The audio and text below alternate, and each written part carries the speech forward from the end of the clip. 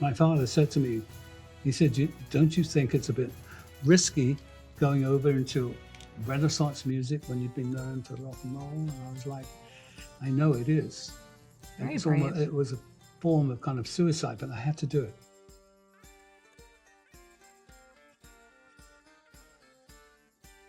I've loved Renaissance music ever since 1976 when I heard David Monroe and the early music concert of London.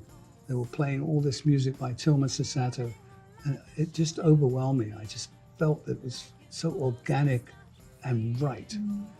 And ever since then, I've been fans of that music. We really have no direction. We just like that organic type of music. So we just wander aimlessly around playing our music, a bit like wandering minstrels. Mm. My music is 1500s, Renaissance period. And to me, I always draw from that. Candice, she's more into the modern music of today.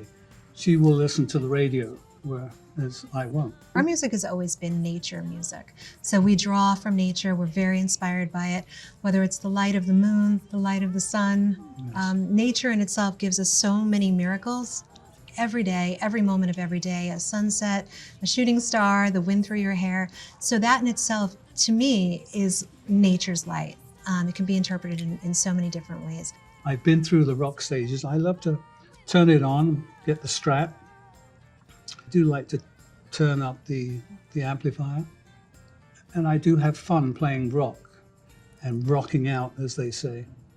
But my heart at the moment, and has been for the last 20 years, is firmly into the grasp of the Renaissance period, of that purity, the organic instruments, because I felt that as a musician, that there is too much pressure in the world. In every part of life, it's pressure, pressure, pressure. Whether it's paying your taxes or doing this, you have to do that.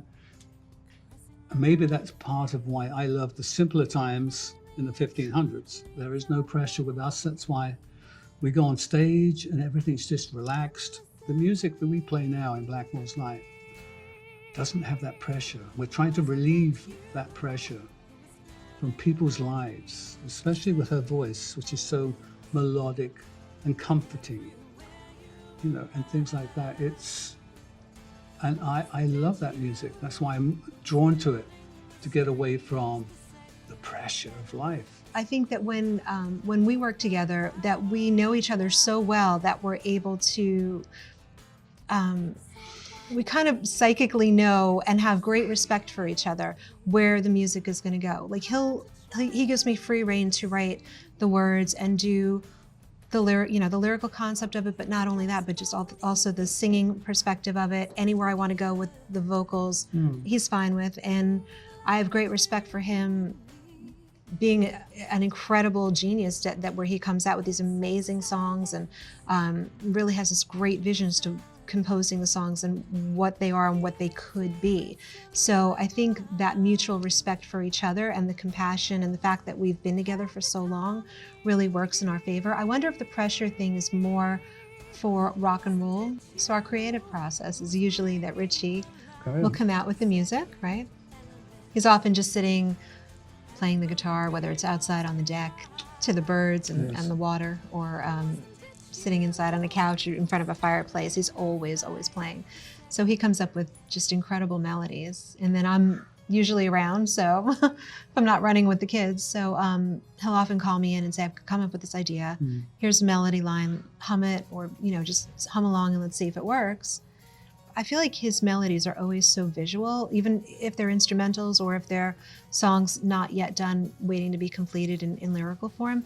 So it's so easy to just close your eyes and listen to the melody and then channel it and see the pictures that are painted in your head as to what the melody wants to be about.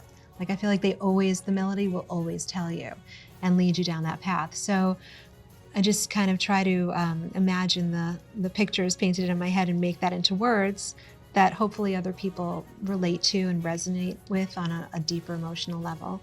And it could be about some legends or myths. Like we love to get inspired by legends, myths, and fairy tales are a big inspiration. Nature, obviously, but hopefully with a very deep emotional connection. The music that we play is from the earth. It's organic, it's earthy, it's woody. Light is really about how we feel about our music.